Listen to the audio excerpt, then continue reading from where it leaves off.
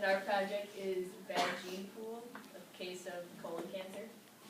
Okay, so there was a woman named Jane who received a phone call from her brother that he told her that he found that he has colon cancer, and she also lost her father and her grandfather due to colon cancer. And because it's a genetic disease, Jane decided that she should get tested for it, so she got a colonoscopy after talking to her doctor.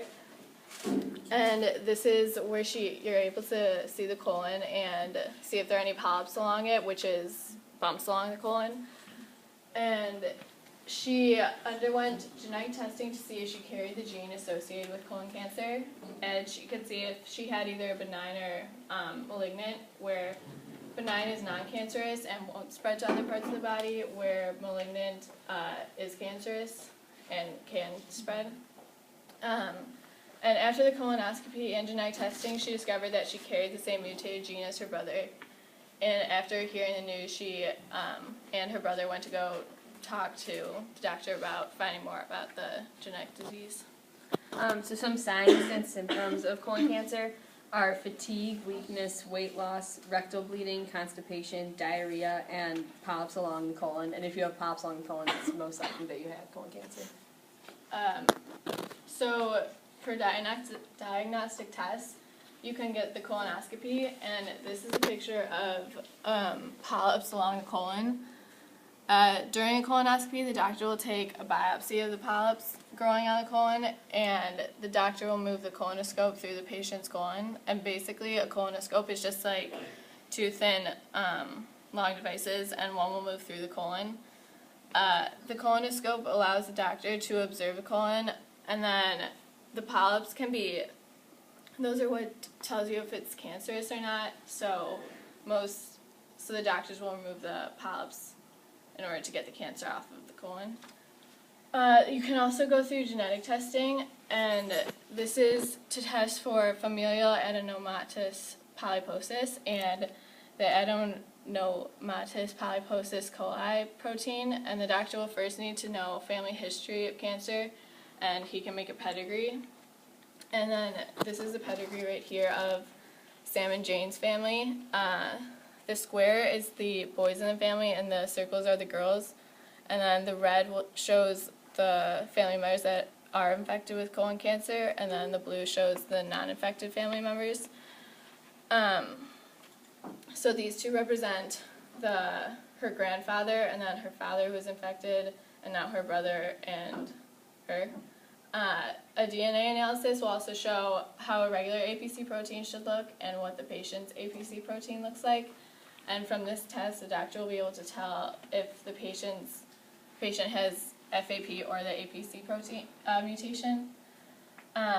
So here's a picture of Sam's APC sequence, and his nucleotide 1748 in APC DNA is normally an A, but should be a T. So right here you can see how it is supposed to be, but then right here it gets messed up.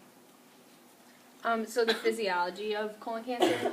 So APC is both a gene and a protein, and its main function is to stop cells from growing uncontrollably. And it decides basically like what a cell will do, like where it will attach and if it will attach to anything, and just how it will act pretty much. And it also helps them go through the cell cycle. And there's in every APC gene there's supposed to be beta-catenine, which is called B-catenine, and that's used to help stop and regulate cells so that the APC doesn't just keep letting cells grow. So the B-catenine speeds up the maturing process for cells. It helps them to grow and divide, and then it promotes cell attachment. But if the B-catenine isn't there or it gets damaged somehow, the APC would overproduce, and more cells would grow, making cancer cells eventually. And this would cause many tumors since APC would not be able to stop. And then this is shown on this picture. The B-catenine is supposed to bind with the APC, and then the cell cycle will continue like normal. But if the B-catenine doesn't bind with APC, it will go to the DNA, and then mRNA will just keep making more and more cells. So some recommendations. Jane should get an annual colonoscopy in order to find and prevent colon cancer. Since she just has a mutation, she hasn't actually gotten colon cancer yet. So this is the best way to prevent it or to stay ahead of everything. Also, if they do find cancer on it or polyps on her colon, then she'll have to undergo surgery.